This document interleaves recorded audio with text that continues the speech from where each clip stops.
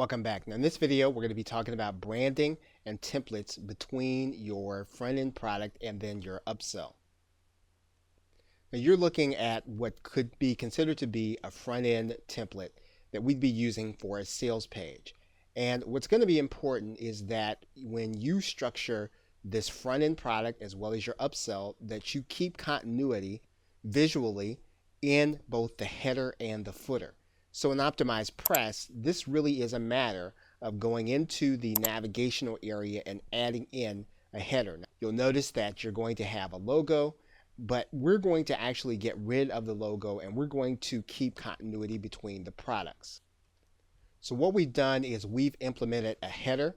We've also entered, and we're also going to stretch that header across the page. Now, what's going to be important about this is that we want to do this on all of our pages. So we don't want to change our header for the upsell. We don't want to change our header for the second upsell. We want to make sure that visually, when the buyer moves from page to page and they start to see the different offers, we want to maintain continuity that this is all going to be part of the same offer. It keeps the continuity that we are talking about the same subject. And this is something that, once again, isn't difficult to do, but it's a discipline that you and I need to continue to focus on because, again, it keeps the buyer focused on the same subject that we have been talking about at the very beginning. In Optimized Press, we want to do the same thing with the footer area.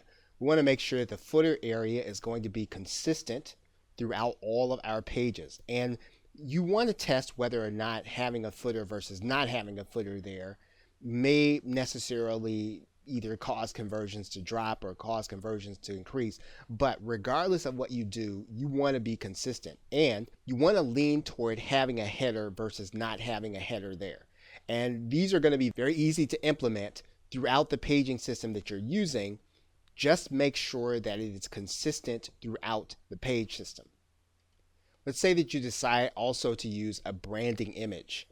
This again should be consistent throughout the funnel. Now, one of the things that you want to be aware of is that you will always have different shots inside of any bundle that you are going to be purchasing or selling. And so when you do that, if you're going to be selling something that reflects magazine style or reflects a notebook style, then you want to have that in there. But if you're not going to have that in there, then you don't want to have these elements as part of your branding. Once again, what you're trying to do is you're trying to communicate in the background, you're trying to communicate psychologically exactly what your customer is going to be getting. And so you want to emphasize the things they are going to be getting, but you don't want to throw anything into an image that's going to confuse them and be contrary to the words that are going to be on the page. So again, if you're going to have all these elements as part of your package, then again, make sure that that's going to be in the sales copy. But if it's not going to be, then don't have those elements in there. Redo the branding image so that what's going to be part of the package is actually going to match the sales copy and what people are going to actually be getting.